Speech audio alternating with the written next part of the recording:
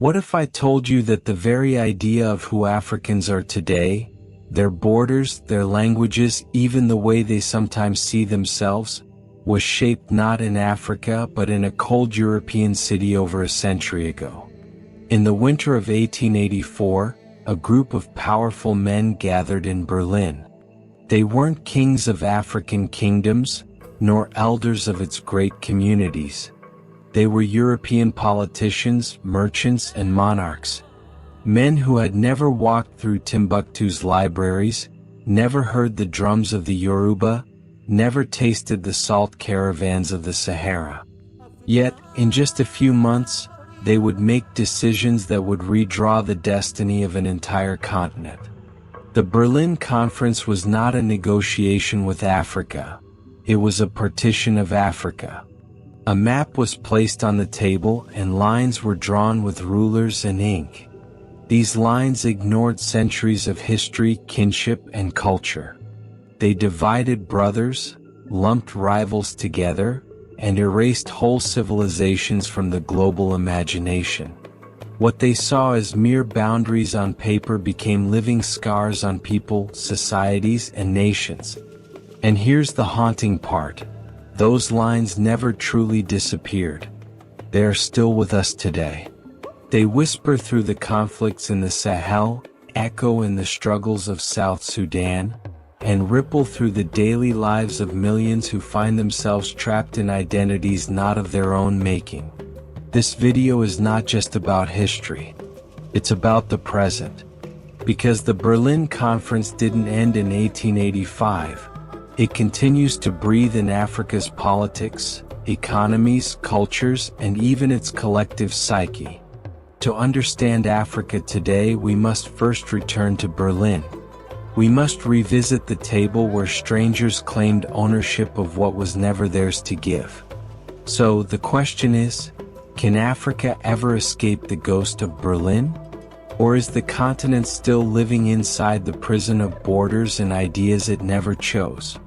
Stay with me as we unearth how a meeting held over 130 years ago still shapes African identity in the 21st century. Picture a grand hall in Berlin, December 1884. The air is thick with cigar smoke, the clinking of glasses, and the rustle of papers. Around the table sit men in sharp suits and military uniforms, their eyes fixed not on Europe, but on a giant map of Africa stretched across the table. These men, Otto von Bismarck of Germany, King Leopold II of Belgium, representatives from Britain, France, Portugal, Spain, and others, were about to decide the fate of a continent that none of them truly understood. Africa was not invited. No African king, no elder, no community leader sat in that room. The conference was not a dialogue with the continent, but a negotiation among outsiders about how best to divide it. The official excuse was to bring order to European exploration and trade in Africa. In reality, it was about greed. The Industrial Revolution had left Europe hungry for raw materials: rubber, ivory, gold, palm oil, cotton, and later, minerals like copper and diamonds. Africa, with its vast resources, became the answer to Europe's economic appetite. Berlin was the stage where the rules of the game were set: who got which territory, who could claim what river, and how trade would be regulated. The continent was treated like a cake, sliced. When the lines were drawn, no one cared about the realities on the ground. The Somali were split into 5 different colonies. The Yoruba were cut between British Nigeria and French Dahomey. The Maasai were divided between Kenya and Tanzania. Ancient kingdoms like Buganda, Dahomey, and Ashanti were either swallowed whole or carved up. Ethnic groups, cultures, and languages that had coexisted for centuries were suddenly forced into artificial nations. Rivals were lumped together under one administration, while brothers found themselves on opposite sides of borders that had never existed before. These were not borders of identity. They were borders of convenience for Europe. Perhaps the most audacious aspect was how casually it all happened. Leopold II, for example, managed to walk away with control of the Congo Free State, essentially his personal property, where his greed would lead to the deaths of millions in one of the darkest chapters of colonial brutality. Britain and France, meanwhile, expanded their rival empires like chess players moving pawns, with little thought for the people whose lives hung in the balance. On paper, the Berlin Conference lasted just a few months. In reality, it unleashed a century of upheaval. Colonial armies marched across Africa to enforce these borders. Resistance was met with violence, massacres, and the destruction of African institutions. African systems of governance, trade, and culture were suppressed to make way for colonial administration. Traditional economies were dismantled and replaced with cash crops designed for export.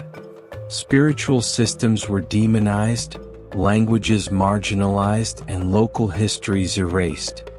The scramble for Africa was not just about land, it was about control. Control of resources, control of bodies, and ultimately, control of identity. A century later, these borders still shape Africa. They are the lines that define modern states, the source of many conflicts, and the reason why national identity often feels at odds with cultural heritage. The Berlin Conference may have been a single event in history, but its consequences echo into the present. To understand Africa's struggles and its resilience, we must see these borders not as neutral lines on a map, but as scars carved deep into the continent's skin. When the Berlin Conference ended in 1885, the ink on the map was dry, but Africa's wounds had only just been opened. Borders, lines that meant nothing to Africans, suddenly became the framework of nations. But these were not nations in the organic sense, born from shared culture, language, or history. They were colonial constructs built to serve European interests. Take a closer look at the map today and you'll see the legacy. Many African states contain dozens, even hundreds of ethnic groups, each with distinct languages and traditions. In Nigeria alone, over 250 ethnic groups were forced into one country under British rule. In Sudan, Arab and African identities were merged uneasily, sparking decades of war that eventually led to South Sudan's independence in 2011. Yet even that new state has been plagued by internal strife. The Sahel, stretching from Mali to Chad, is another example. Colonial borders cut across nomadic routes and trade networks, trapping pastoralist groups in states that had no interest in their way of life. Today, those divisions fuel insurgencies and instability, as communities who were never meant to be governed together continue to clash. Borders drawn by outsiders created states without unity. And when independence came in the mid-20th century, these borders were preserved. Why? Because to dismantle them would mean unraveling the fragile states themselves. The scars of Berlin became permanent features. Colonial administration was not about representation, it was about extraction. Power was concentrated in the hands of a governor or a colonial office that answered directly to Europe. Decisions flowed from the top down. When independence arrived, many new African leaders inherited not just the borders, but also this centralized model of governance. Instead of truly representative systems, many states became dominated by a small elite, often tied to one ethnic group or region. This imbalance sowed resentment, coups, and civil wars. Ghana's Kwame Nkrumah dreamed of Pan-African unity, but his government soon faced accusations of authoritarianism. Nigeria fell into military rule. Congo, rich in minerals but cursed with colonial legacies, collapsed into dictatorship under Mobutu.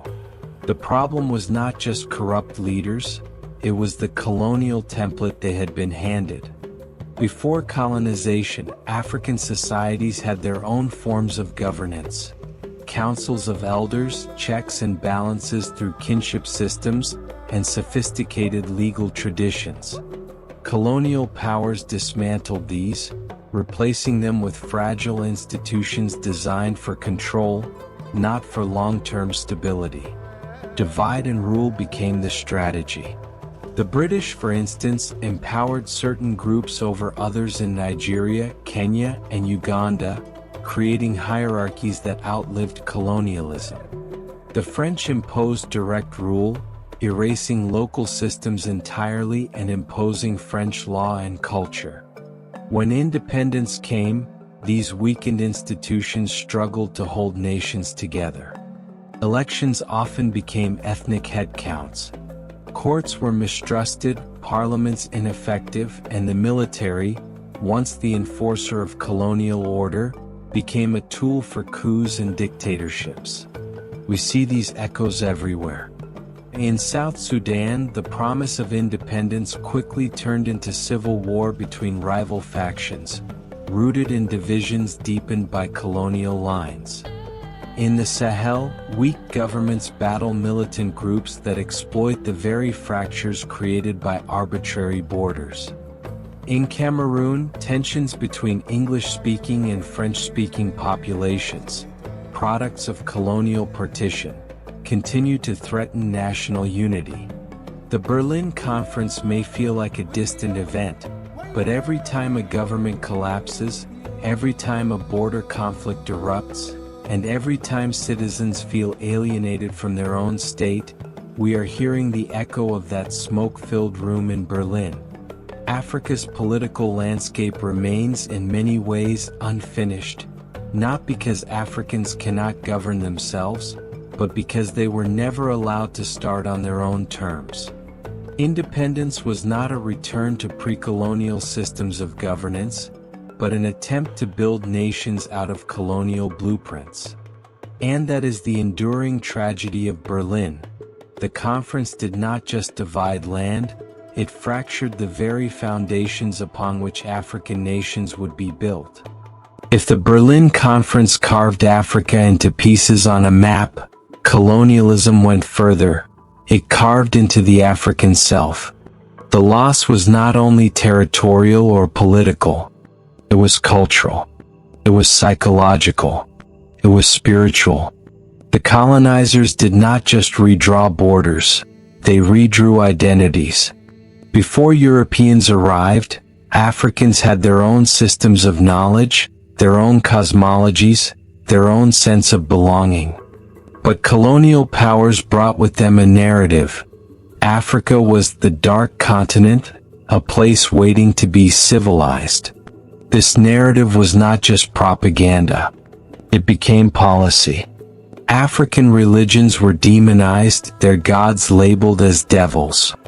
Oral traditions, which had preserved history for centuries, were dismissed as myth. African art, mask, sculpture, drum, was stripped of sacred meaning and displayed in European museums as exotic curiosities. Colonial schools taught African children to admire Shakespeare but forget their griots, to learn French poetry while ignoring Yoruba epics, to worship foreign saints while forgetting their ancestors. The result? A generation taught that their culture was inferior, that their skin was a mark of backwardness, and that their identity could only have value through Europe. Perhaps the most visible scar is language. Across the continent, the languages of Europe became the official tongues of governance, education, and commerce. English, French, Portuguese, Spanish. Today, more than 2,000 African languages exist, but in many countries they remain sidelined. A child may grow up speaking Wolof, Shona, or Amharic at home, only to be told in school that real knowledge comes in French or English. This creates a painful split. To To succeed, one must often abandon the language of the mother. Ngugi wa Thiong'o, the Kenyan writer, called this the colonization of the mind. To think in a foreign language is one thing, but to be told that your own tongue is worthless? That is erasure. And yet, language is not just communication. It is memory, philosophy, worldview. To silence African languages is to silence African ways of seeing the world. Colonialism implanted a subtle yet devastating psychological wound. The belief that to be African was to be less.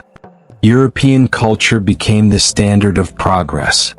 Light skin, European clothes, Western education, all became markers of modernity. This internalized inferiority still lingers.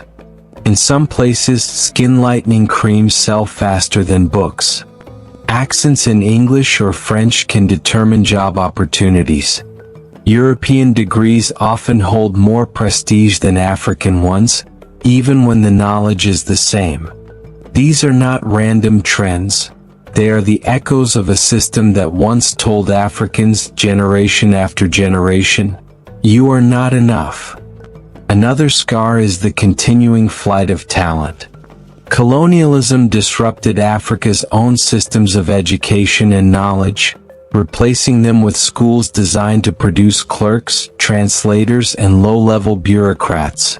Not thinkers, not innovators, not leaders. After independence, many African countries struggled to rebuild their intellectual traditions. Meanwhile, the global system, still tilted towards Europe and America, lured the best and brightest away.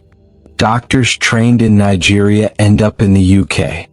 Engineers from Ghana moved to the US. Students from Kenya and Ethiopia, once abroad, often do not return. This brain drain is not simply a modern issue. It is rooted in the colonial blueprint that undervalued African institutions, leaving many with little choice but to seek validation and opportunity outside. The greatest tragedy is this: colonialism forced Africans to live in two worlds at once. On one side, the ancestral world, rich, diverse, deeply rooted in history and spirituality. On the other, the imposed world, modern, Western, globalized. Instead of harmony, the two were set against each other. To embrace one often meant rejecting the other. Many grew up caught between these poles, asking, "Am I African enough? Am I modern enough? Do I belong to the village or the city? To my ancestors or to Europe?" The Berlin Conference created borders on the map. Colonialism created borders within the self. And yet, despite this shattering, the African spirit endured. Languages like Swahili, Zulu, and Hausa thrive.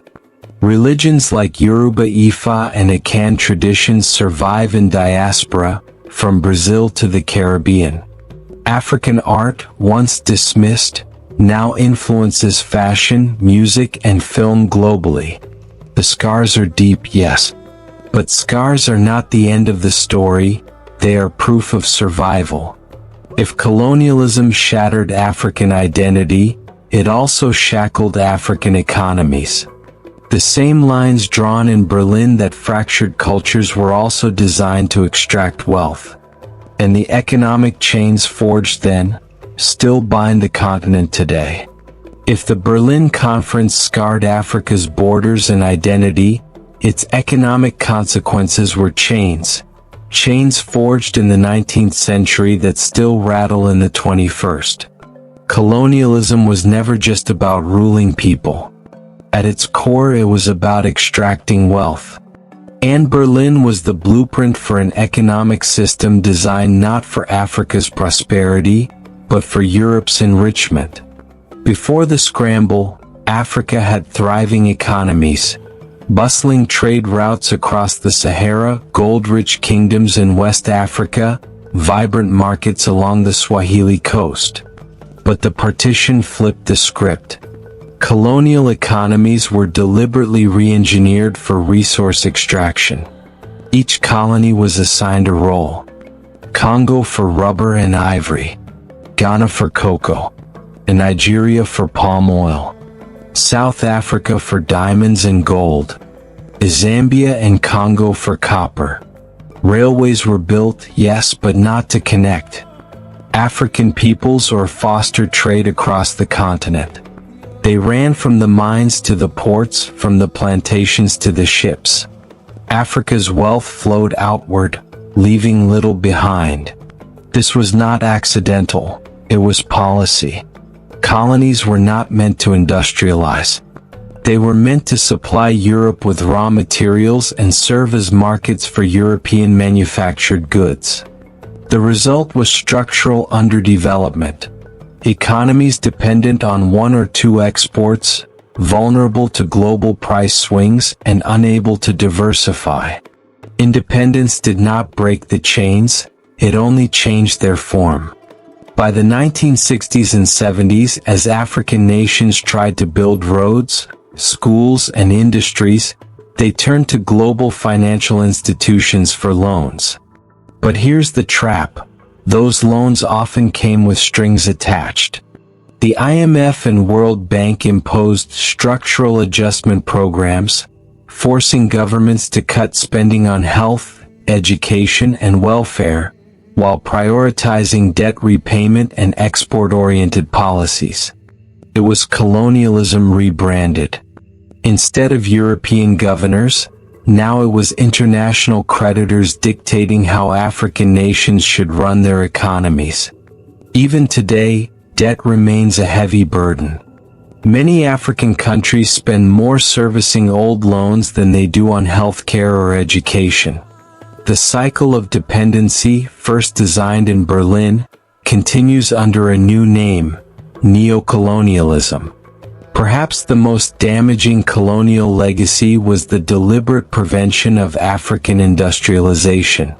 Factories that could process Africa's raw materials were discouraged, sometimes outright banned. The logic was simple. If Africans produced finished goods, Europe would lose its monopoly. This legacy lingers. Many African nations still export raw cocoa, coffee, or oil, only to import chocolate, instant coffee, or gasoline at many times the price. Jobs that could have been created in Africa are outsourced abroad. The continent is left vulnerable, wealth leaves faster than it enters. The result? A young population hungry for work, but economies unable to create enough jobs. Unemployment fuels migration, instability, and in some cases radicalization. To cover these gaps, aid programs were introduced. But aid, too, often served the giver more than the receiver. Foreign aid has sometimes acted as a tool of influence, tied to political alignment or economic concessions. In some cases, aid projects even undermined local industries by flooding markets with free goods. It creates an illusion of generosity, while quietly reinforcing dependency. When we step back, a disturbing pattern emerges. From Berlin onward, Africa was never meant to be economically self-sufficient. It was meant to be dependent, first on colonial masters, then on global institutions, and today often on multinational corporations. This is why even resource-rich countries like Nigeria, Angola, or the Democratic Republic of Congo can struggle with poverty. The system was designed to take wealth out, not let it circulate within. And yet, the story is not only one of exploitation. Across the continent, leaders and movements are pushing back. The African Continental Free Trade Area (AFCFTA) promises to create the world's largest free trade zone, aiming to boost intra-African commerce. New industries are rising.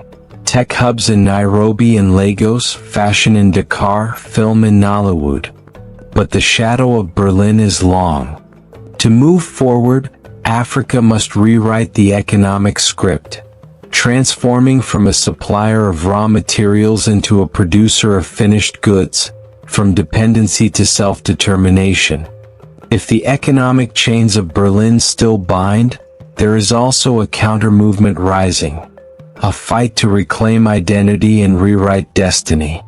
From Pan-African dreams to digital revolutions, the continent is pushing back against the lines and the legacies. The question is, can Africa truly reclaim its narrative? For more than a century, Africa's story was written by others: colonial governors, European scholars, foreign economists, and global institutions. But today a powerful shift is underway. Across the continent and across the diaspora, Africans are reclaiming the pen.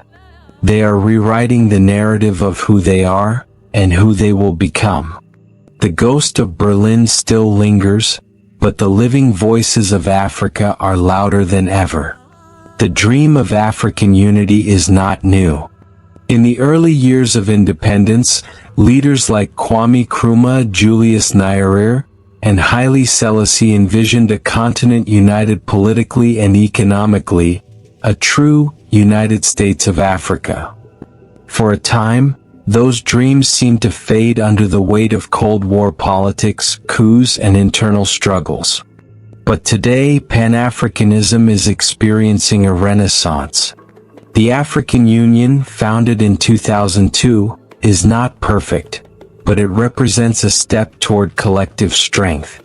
The African Continental Free Trade Area, launched in 2021, is creating the largest free trade bloc in the world, aiming to reduce reliance on Europe, China, and the US by boosting intra-African trade. The message is clear: Africa's destiny cannot be dictated by Berlin or Brussels. It must be built in Lagos, Addis Ababa, Johannesburg, Nairobi, and Accra. Africa is the youngest continent in the world. More than 60% of its population is under 25. And this generation is not just inheriting history, they are challenging it. With smartphones in their hands, young Africans are connecting across colonial borders once designed to separate them. A Kenyan gamer can collaborate with a Nigerian programmer. A South African musician can go viral in Senegal. A Ghanaian activist can spark a conversation in the diaspora. Digital platforms are becoming tools of liberation. And Nollywood films project African stories to global audiences. Afrobeats and Amapiano dominate global charts, exporting African culture instead of importing it. African creators on TikTok, YouTube, and Twitter reclaim stereotypes, turning humor, music, and storytelling into weapons of pride. For the first time in centuries, Africans can speak to each other, and to the world, without a filter. This renaissance is not just digital. Across the continent, there is a revival of indigenous languages, religions, and traditions once dismissed as primitive. Yoruba, Amharic, Swahili, Zulu, and Hausa are being taught and celebrated. Spiritual systems like Ifa, Vodun, and Akan traditions are reclaiming their place in modern society. Fashion designers weave Kent, Ankara, and beadwork into global runways. Authors like Chimamanda Ngozi Adichie and Ngugi wa Thiong'o challenge colonial narratives in literature. Museums across Africa are demanding the return of stolen artifacts from Europe: Benin bronzes, Ethiopian treasures, Congolese masks, pieces of identity that were looted during the Scramble. The world is beginning to listen. Perhaps the most powerful sign of change is how Africans are breaking through Berlin's borders. Artists collaborate across languages and countries. Startups cross borders with ease. Universities launch Pan-African programs. Regional blocs like ECOWAS and the East African Community attempt to integrate markets and policies. This is more than politics. It is identity. A recognition that to be African is not to be limited by colonial borders, but to be connected by shared struggles and shared hopes. Reclaiming the narrative is not easy. Corruption, inequality, and neo-colonial pressures remain real challenges. Western media still often paints Africa in one dimension: poverty, war, disease. The economic chains of dependency tug hard. But the tide is shifting. Africans are telling their own stories, celebrating their own cultures, and demanding their rightful place in the world. Berlin may have drawn the lines, but Africa is redrawing its own image. The question is no longer, can Africa survive Berlin's ghost? The question is, can Africa transcend it? Signs of hope are everywhere. Young Africans innovating in tech, agriculture, and medicine. A diaspora reconnecting with its roots and investing back home. A global recognition of African art, music, and scholarship as central, not peripheral. Africa's future identity will not be given by Europe, America, or Asia. It will be self-defined, shaped by its youth, its traditions, its creativity, and its unbreakable resilience. The Berlin Conference sought to erase Africa's voice. Today that voice is louder than ever. From Lagos to Nairobi, from the villages of Mali to the digital hubs of Cape Town, a new identity is rising. One that is African, unapologetic, and unstoppable. And so we return to the question: will the ghost of Berlin continue to haunt Africa, or will the continent finally bury it beneath the power of self-definition? The story of the Scramble for Africa is not just a story of conquest. It is a wound, but also a warning. A scar that whispers, never again must Africa's destiny be dictated by outsiders. For too long, our history has been told in fragments, filtered through foreign eyes. But scars, while painful, are also proof of survival. And survival is only the beginning. Today, across this vast continent, from the bustling streets of Lagos to the shores of Cape Town, from the deserts of the Sahel to the rainforests of the Congo, a new Africa is emerging. Young, vibrant, unafraid to question, unafraid to create, unafraid to reclaim. The chains of colonialism may have been broken, but the shadows remain, in politics, in culture, in economics. Yet shadows exist only because there is light. And the light is in us. The light is in the stories we tell, the identities we rebuild, and the futures we imagine. The Scramble may have stolen land, but it did not extinguish spirit. It may have redrawn borders, but it could not erase memory. The greatest tragedy would not be what was taken, but if we choose to forget. So, I leave you with a question. Will Africa remain a scar, or will it rise as a star? The answer is not in history books. It is in the choices we make today. If you believe this story matters, share it. Let the world know that Africa is not just a footnote in someone else's history, it is the author of its own epic. And if you are watching this from Africa, remember, the future is not behind us, it is within us. The Scramble may have defined the past, but only we can define the future. And that future begins now.